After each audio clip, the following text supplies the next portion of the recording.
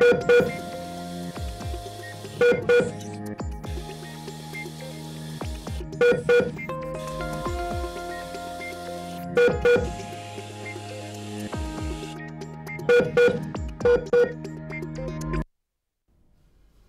महाराष्ट्र, मी Farah Khan. Lifeline या कार्यक्रमात आपलं स्वागत. ऐहिक गोष्टी सुखभोगाच्या मागे लागताना बऱ्याचदा आपल्याकडून नैसर्गिक सुख किंवा आरोग्य सांभाळायचं राहूनच जातं आणि यातीलच एक नैसर्गिक सुखाचं उदाहरण म्हणजे आपत्यप्राप्ती.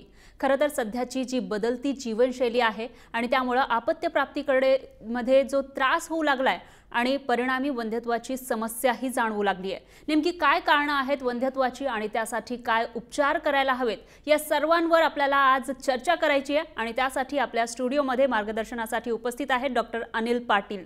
डॉक्टर, आपलं स्वागत आहे या कार्यक्रमात. नमस्कार. नमस्ते.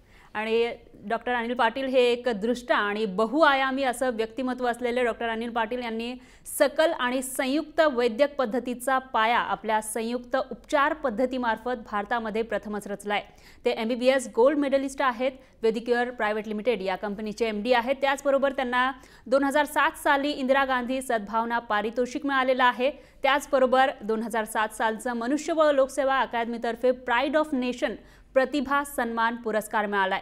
आणि म्हणजे आपण म्हणू शकतो आणखी एक पुरस्कार आहे त्यांच्या एक मानाचा तुरा रोवला गेलेला आहे. आणखी एक 2007 मध्येच त्यांना Indian economic development and research association तर्फे आरोग्य क्षेत्रात काम करणाऱ्या संस्थांच्या वर्गवारीमध्ये वेदिक्युअरला राष्ट्रीय स्वास्थ्य सन्मान पुरस्कार मिळालाय. असे हे दिग्गज डॉक्टर आज आपल्यासोबत आहेत आणि आपण चर्चेला देखील सुरुवात करणार आहोत. मात्र त्याआधी आमचा जो टोल फ्री नंबर आहे तो तुम्ही लिहून घ्या. तुम्हालाही स्त्री वंध्यत्वाविषयी काही प्रश्न असतील, काही समस्या असतील तर तुम्ही 1800-103-3043 या टोल फ्री क्रमांकावर संपर्क करू शकता.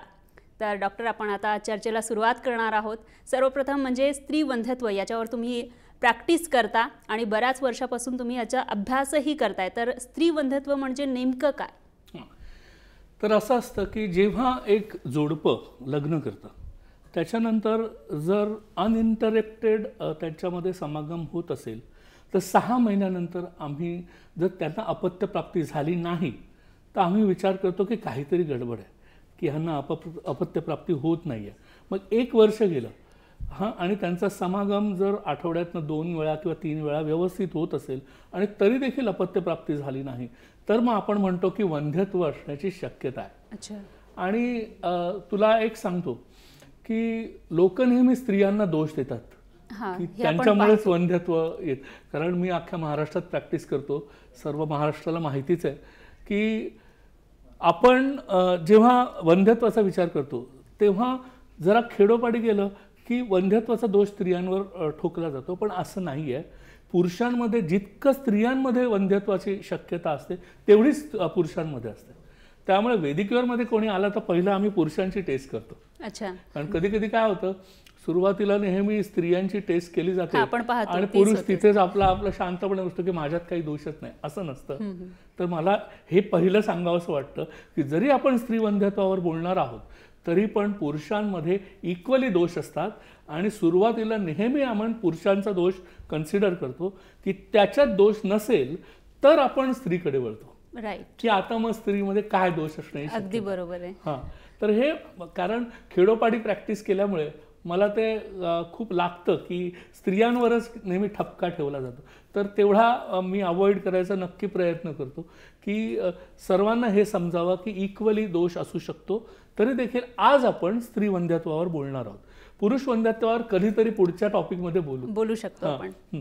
कारण स्त्री वंध्यत्व हाच इतका मोठा टॉपिक आहे बोलण्यासाठी, वास्ट असा टॉपिक आहे. कारण त्यांच्यामध्ये कसं आहे की पुरुषांमध्ये 1-2 हॉर्मोन्स आहेत, टेस्टोस्टेरॉन आहे किंवा FSH आहे.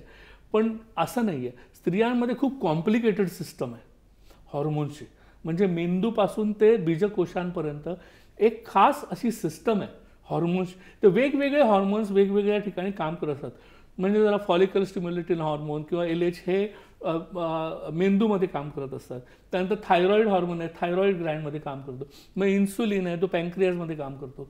त्याच्यानंतर खाली आल्यानंतर इस्ट्रोजन, प्रोजेस्टेरॉन असे वेगवेगळे हॉर्मोन. या हॉर्मोनमध्ये कुठेही दोष उत्पन्न झाला तर पहिल्यांदा मासिक पाळीचा त्रास होतो स्त्रियांना. अगदी बरोबर, हा सामान्य त्रास. म्हणजे सर्वात महत्त्वाची गोष्ट लोकांना काय समजते की बाबा स्त्रीला मासिक धर्म येतोय की नाही येते. मग साधारण 12व्या-13व्या वर्षी मुलींना मासिक पाळी सुरू होते आणि ती सुरू झाली नाही तर त्याची विविध कारणं असू शकतात. तर विविध कारणामध्ये जे मी पहिलं सांगितलं की हॉर्मोन्सचा इम्बॅलन्स हे सर्वात मोठं कारण आहे. त्याला PCOD असं म्हणतात, पॉलिसिस्टिक ओव्हॅरियन डिसऑर्डर. तर ह्याच्यामुळे बऱ्याच वेळा पाळी व्यवस्थित येत नाही, पाळी लांबते किंवा पाळी आली तर ती जास्त वेळ चालू राहते, बंदच होत नाही, म्हणजे असंतुलित असते, थोडक्यात असंतुलित असते. पहिलं म्हणजे पाळी येत नाही. किंवा काही मुली तर अशा असतात किंवा बायका स्त्रिया अशा असतात की 6-6 महिने वर्ष पाळी येत नाही. तर हा जो पहिला प्रॉब्लेम हा सर्वात महत्त्वाचा आहे. मग काय होतं त्यांच्या बीजकोशांमध्ये बीज वाढतात पण फुटत नाहीत. मग त्यांच्या गाठी तयार होतात पाण्याच्या. मग त्या गाठी तयार झाला की त्याला आपण सिस्ट असं म्हणतो. आणि सिस्ट असं दरवेळी तयार होत राहिल्या तर आपण त्याला म्हणजे जास्त पॉलिसिस्टिक ओव्हॅरियन डिसीज असं म्हणतो. म्हणजे बीजकोशांमध्ये गाठी निर्माण होण्याचा एक प्रॉब्लेम असं आपण त्याला म्हणतो. हा अतिशय कॉमन आहे मुलींमध्ये आजकाल. म्हणजे सर्वात महत्त्वाचा जर प्रॉब्लेम तू विचारशील मला की मुलींमध्ये काय, तेच माझा पुढचा प्रश्न हाच आहे की म्हणजे आजकाल जी बदलती जीवनशैली आहे त्याच्यामध्ये वंध्यत्वाची कोणकोणती कारणं आढळून येतात. सर्वात महत्त्वाचं मी PCOD हॉर्मोन्स प्रॉब्लेम बोललो.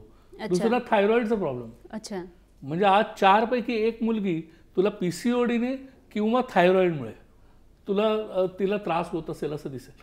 आणि ते थायरॉइड म्हणजे हायपोथायरॉइडिझम. म्हणजे थायरॉक्सिन नावाचा संप्रेरक किंवा हॉर्मोन जर आपल्या ग्रंथीमध्ये व्यवस्थित स्रवत नसेल तर तो हॉर्मोन अशा प्रॉब्लेम्स निर्माण करतो की ज्याच्यामुळे पाळी व्यवस्थित येत नाही किंवा इतरही काही प्रॉब्लेम्स निर्माण करतो. आणि हाच अतिशय महत्त्वाचा असा प्रॉब्लेम असं आपण म्हणू शकतो. हो अगदी. दुसरा पॅन्क्रियाजमध्ये हायपर इन्सुलिनिमिया, म्हणजे इन्सुलिनचं प्रमाण जास्त वाढतं. आपण याच्यावर चर्चा करणारच आहात. मात्र या ठिकाणी एक कॉल आलेला आहे प्रेक्षकांमधून. वैशाली पवार आहेत आपल्यासोबत दौंडवरून. वैशाली, तुमचा प्रश्न विचारा. मी वैशाली पवार बोलते दौंडवरून. बोला. तर मी 3 वेळा जवळजवळ IVF केलेलं आहे, पण ते सक्सेस नाही झालेले. ट्यूब ब्लॉक आहेत माझे, त्याच्यामुळे काही. तर याच्यावर काय उपचार सांगाल? नेमकी काय समस्या आहे यांची? ठीक, हरकत. ऐक ना, आता आपण हॉर्मोनल प्रॉब्लेम्स बद्दल बोलत होतो. आपण एनिवे अनायासे आपण त्या प्रॉब्लेमवर येणारच होतो. म्हणजे कसं असतं की गर्भपिशवी आणि गर्भाशय नलिका हे फार महत्त्वाच्या गोष्टी आहेत 2. तर होतं काय की बीजकोशातून जेव्हा अंड बाहेर पडतं तेव्हा ते गर्भाशय नलिकेत येऊन थांबतं. आणि गर्भाशय नलिकेत येऊन थांबल्यानंतर समागम झाल्यानंतर जो शुक्रजंतू आहे पुरुषाचा तो आतमध्ये जातो आणि त्या स्त्री बीजाला भेटतो आणि गर्भधारणा होते. आणि त्याच्यानंतर जो गर्भ असतो तो आतमध्ये येतो आणि पिशवीला आत चिकटतो. गडबड अशी होते की काही कारणामुळे, म्हणजे बरीच कारणं आहेत, काही कारणामुळे जर सूज आली असेल गर्भपिशवीला किंवा गर्भाशय नलिकेला जर सूज आली असेल तर ही जी स्त्री बीज आहे हे स्त्री बीज आत शिरू शकत नाही, आत शिरूही शकत नाही. आणि दुसरी गोष्ट, त्यामुळे जरी शुक्रजंतू आला, संबंध आला, तरी ते स्त्री बीज तिथे नसल्यामुळे तो भेटणार कोणाला? त्याला आपण फॅलोपियन ट्यूब ब्लॉक किंवा गर्भाशय नलिकेचा अवरोध असं मराठीत म्हणतो. तर त्यांनी सांगितलं की 2-3 वेळा त्यांनी IVF केलं. कारण काय होतं, IVF म्हणजे काय, मग आता आपल्या आत शिरू शकत नाही स्त्री बीज, तर आपण बाहेरच्या बाहेर अंड काढून घेऊया, बाहेरच्या बाहेर फलन करूया आणि डायरेक्ट आतमध्ये टाकूया. ह्याला IVF असं म्हणतात. पण गरज नाही आहे. कारण आमच्याकडे लाखो रुग्ण असे येऊन गेलेत की ज्यांनी ट्रीटमेंट घेतली आणि तिची गर्भनलिका IVF शिवाय आपोआप नैसर्गिकरित्या उघडली. आणि नैसर्गिकरित्या जर तुमची गर्भाशय नलिका उघडली, फॅलोपियन ट्यूब उघडल्या, तर तुम्हाला कुठचंही IVF किंवा कुठचं तंत्रज्ञान वापरायची गरजच नाही. तुम्हाला नॅचरली गर्भधारणा होणार आहे. कारण त्या ओपन नॅचरली असतात. नॅचरली ओपन झाल्या का स्त्री बीज तिकडे येणार, शुक्रजंतू भेटणार, गर्भधारणा होणार. आणि याच्यावर जी तुमची एक उपचार पद्धती आहे, संयुक्त उपचार पद्धती, त्याने तुम्ही कशा प्रकारे उपचार करता याल? खूप चांगला प्रश्न विचारलास. फार महत्त्वाची गोष्ट आहे की ह्यामध्ये उत्तर बसते अच्छा. नावाची एक ट्रीटमेंट आहे पंचकर्मामध्ये. आता ही ट्रीटमेंट म्हणजे नेमकी काय? ते अनेकांना प्रश्न पडला असेल. तर उत्तर बस्ती नावाची ट्रीटमेंट असते. एक पाळी झाल्यानंतर जेव्हा गर्भाशय मुख थोडंसं उघडं असतं काही दिवस, त्यावेळी आम्ही काय करतो, खास अशी औषधी तेलं आपण सिरिंजनी गर्भाशय मुखातून आत सोडतो. अच्छा. तर गर्भाशय मुखातून ती सिरिंजनी ती तेलं आत सोडल्यानंतर बऱ्याच गोष्टींवर त्याचा परिणाम होऊ शकतो. त्यापैकी एक गोष्ट म्हणजे फॅलोपियन ट्यूब ब्लॉक. म्हणजे आतमध्ये अशा प्रकारची तेलं सोडली जातात की ती तेलं त्या फॅलोपियन ट्यूबमधनं हळूहळू पेनिट्रेट करतात आणि ज्या कारणामुळे ब्लॉक आहे, समजा सूज आली आहे किंवा इतर काही कारणं आहेत ज्याच्यामुळे ब्लॉक तिथे झालेला आहे, तर तो ब्लॉक नष्ट करण्यासाठी किंवा काढून टाकण्यासाठी ती तेलं, सिद्ध तेलं काम करतात. आणि काही महिने जर आपण अशी ट्रीटमेंट केली तर तो ब्लॉक संपूर्णपणे नाहीसा होतो आणि मग गर्भधारणा होऊ शकते. अच्छा, म्हणजे एकंदरीतच संयुक्त उपचार पद्धती असं म्हणता येईल याला. हो, संयुक्त उपचार पद्धतीमध्ये सर्व प्रकारचे ट्रीटमेंट्स केले जातात. म्हणजे जिथे गरज आहे तिथे आपण ॲलोपॅथी वापरतो, कारण तुम्ही माझं इंट्रोडक्शन देताना ते दिलंच की मी ॲलोपॅथिक डॉक्टर आहे. तर नंतर मी आयुर्वेद शिकलो. अच्छा. माझी आई आयुर्वेदिक डॉक्टर आहे. ओके. 60 वर्षापासून मी इन्फर्टिलिटी प्रॅक्टिस करतो. तर त्याच्यामध्ये तो अनुभव आहे. अच्छा. तिथून शिकल्यामुळे ॲलोपॅथीमधलं जे काही चांगलं आहे ते आपण यूज करतोय आणि आयुर्वेदामधलं पंचकर्मांमधलं जे काही चांगलं आहे ते आपण यूज करतोय. सर्व पाथींमध्ये जे काही चांगलं आहे ते सगळं एकत्रित करून यूज करतोय. अच्छा, आणखी एक प्रश्न आहे आपल्याला, हैदराबाद वरून आहेत मनीषा. मनीषा, तुमचा प्रश्न विचारा. हॅलो. हा, बोला. माझा प्रश्न आहे, माझ्या पण लग्नाला 6 वर्ष झाली, आम्हाला मूल नाही आहे अजून. तर डॉक्टरांनी आम्हाला लेप्रोस्कोपी टेस्ट करायला सांगितली होती. त्या लेप्रोस्कोपी टेस्ट बद्दल मला माहिती हवी होती. अच्छा. बरं, डायग्नोसिस काय झालं तुमचा मनीषा? डायग्नोसिस काय झालेलं आहे जे तुम्ही आता उपचार घेतलेत त्यामध्ये? त्यामध्ये निदान काय झालं होतं? बीज फुटण्यासाठी इंजेक्शन दिले होते. ते बीज बनतात, फुटतात, पण गर्भ राहत नाही. अच्छा, बरं, ठीक आहे. याविषयी काय सांगाल? ह्याला कधी कधी काय होतं, ह्याला आपण अनएक्सप्लेन्ड इन्फर्टिलिटी म्हणतो. अच्छा. म्हणजे कसं की ॲलोपॅथीचे डॉक्टर प्रयत्न करत असतात की ते बीज निर्माण होतंय, बीज वाढतंय, बीज फुटायला इंजेक्शन पण दिलं, त्याच्यानंतर मग नॅचरल संबंध आले, किंवा IUI, इंट्रायुट्राईन इन्सेमिनेशन. म्हणजे कसं आहे की आपल्या नवऱ्याचं जे वीर्य आहे ते आपण बाहेर काढून घेतो आणि ते वीर्य सिरिंजनी आपण आत टाकतो की जेणेकरून बीज फुटल्यानंतर आपोआप त्याचा संयोग होऊन गर्भधारणा होईल. अच्छा. पण होतं काय, बरेचसे फॅक्टर्स असतात की जे आपल्याला अननोन आहेत. तर त्यामुळे आपण ॲलोपॅथीमध्ये त्याला अनएक्सप्लेन्ड इन्फर्टिलिटी म्हणजे की आम्हाला समजत नाही काय कारण आहे, सगळं ठीक आहे, पण सगळं ठीक नसतं. अच्छा. कारण का बऱ्याच गोष्टी आपल्याला माहिती नाही. तर त्यापैकी गर्भपिशवीच्या आतलं वातावरण, त्याचा pH, अच्छा, शुक्रजंतूंची क्षमता, बऱ्याच गोष्टी विचारात घ्यायला लागतात. अच्छा. तर गर्भपिशवी आणि स्त्री बीज किती स्ट्रॉंग आहे. आता ते स्त्री बीज जर फुटायला तिला इंजेक्शन द्यायला लागत असेल तर ह्याचा अर्थ काही बरोबर नाही आहे, काहीतरी गडबड आहे. मग त्याच्यावर कशा पद्धतीने उपचार करता? मग त्याच्यावर आपण काही खास प्रकारची औषधं, त्याच्यानंतर उत्तरबस्ती. ओके. सेम उत्तरबस्ती कसं आहे की दरवेळी शेतकऱ्याला जमीन तयार करावी लागते, बीज घ्यायला, नांगरणी करावी लागते, फवारणी करायला लागते, त्याच्यावर मग त्याच्यानंतर खत टाकायला लागतं आणि मग तो बीज टाकतो. बीज टाकल्यावर वाट बघतो पाऊस कधी पडेल की ते उगेल. एक्झॅक्टली सेम टू सेम आहे. अच्छा. इकडे उत्तरबस्ती म्हणजे सेम. हे शेतकरी पेरणीच्या आधी जे करतो, अच्छा, तर ते आपण करतो की ज्याच्यामुळे बीज उगवायची शक्यता खूप जास्त प्रमाणात वाढते. अगदी बरोबर. नुसतंच बीज टाकलं जमिनीवर तर ते उगवणार नाही. अगदी बरोबर आहे. आधी जमीन भुसभुशीत करावी लागते त्यासाठी. बरोबर, खत टाकावं लागतं, बऱ्याच गोष्टी आहेत.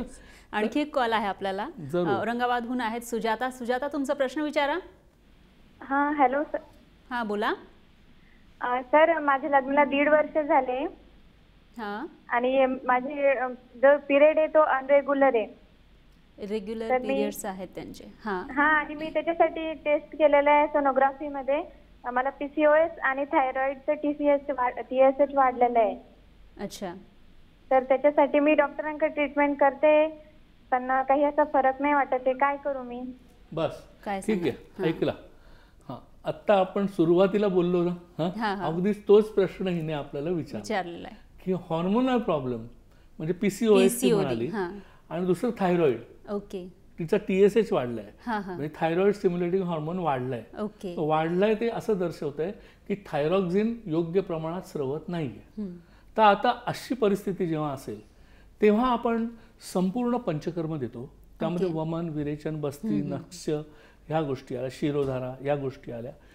1-2 महिने संपूर्ण शरीर शुद्धी झाल्यानंतर आपण ॲक्युपंक्चर देतो. अच्छा. ॲक्युपंक्चर, आणि तिला सांगतो काही खास योगासनं करा.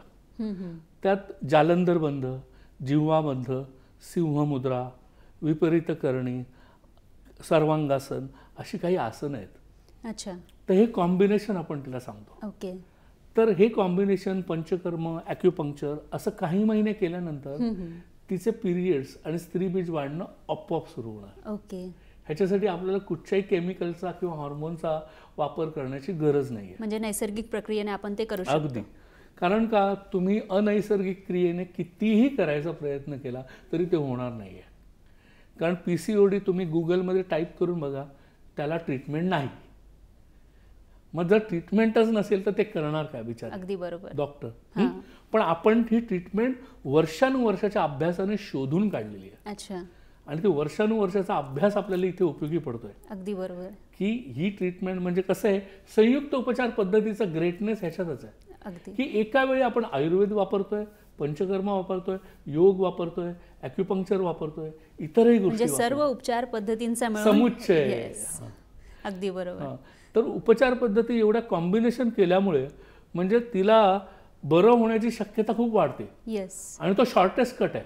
अगदी. लोकांना कधी कधी असं वाटतं, अरे बापरे, ॲलोपॅथी नाही केलं, दुसरीकडे गेलं तर खूप वेळ लागेल. बोला, अजिबात नाही असं. कारण कसं आहे की तुम्ही ॲलोपॅथीने वर्षानुवर्ष ट्रीटमेंट करत तो बरा नाही होणार आहे. पण इथे काही महिने कराल तर बरा होऊन जाईल. ओके. अगदीच. आणि बरे व्हाल. ओके. अगदीच. आणि त्याचं आपण म्हणू शकतो की एक त्यांना फायदा सुद्धा होईल. हो. बरे झाल्यानंतर आपोआप त्यांना नैसर्गिकरित्या गर्भधारणा राहील. येस. काहीच करायची गरज नाही. नक्कीच. तर आणखी एक कॉल आहे आपल्याला. वर्षा गवई आहेत मुंबईहून. वर्षा, तुमचा प्रश्न विचारा.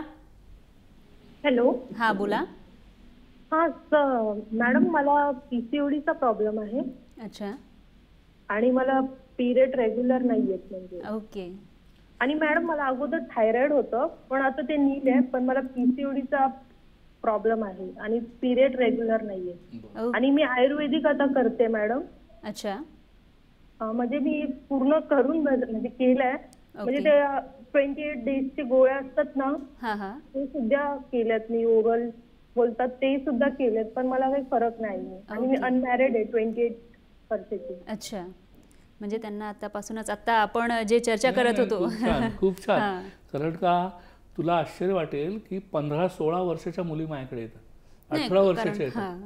आणि मी त्यांच्या आई वडिलांना धन्यवाद देतो की धन्यवाद, तुम्ही या मुलीला आत्ता घेऊन आला. येस. नंतर लग्न होऊन ती सासरी जाणार आणि तिला नावं ठेवणार लोक. अगदी बरोबर. आणि तिला भयंकर त्रास होणार. त्याच्यापेक्षा लग्नाच्या आधी जर तुम्ही आलात तर मी तिला बरं करतो आणि मग तिचं लग्न करा. म्हणजे वेळीच उपचार घेतलेले बरे. हो, अगदी. आपण PCOD, थायरॉइड बद्दल आता ट्रीटमेंट सांगितली. तिला सेम टू सेम पंचकर्म, ॲक्युपंक्चर, योग याची गरज आहे. काही महिन्यात ती बरी होऊन जाईल. आणि आपले नंबर सुद्धा आपण डिस्प्ले करतोय टीव्हीवर, त्याच्यामुळे तिथे कॉन्टॅक्ट करू शकतात आपले प्रेक्षक. आणि आणखी एक प्रेक्षक आहेत आपल्यासोबत, वैशाली आहेत ठाण्याहून. वैशाली, तुमचा प्रश्न विचारा.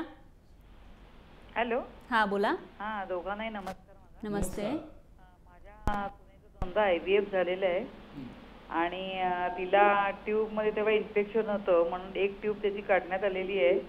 तर तिला जर आता गर्भधारणा हवी आणि तिला अजून गर्भ राहत नाहीये, तिला जर गर्भधारणा हवी असेल तर परत ती ट्यूब चेक करून म्हणजे काय, किंवा संयुक्त उपचार पद्धतीने तिला राहू शकेल का, का परत IVF करावं लागेल? थँक्यू. अच्छा. दुसरी ट्यूब ब्लॉक आहे का?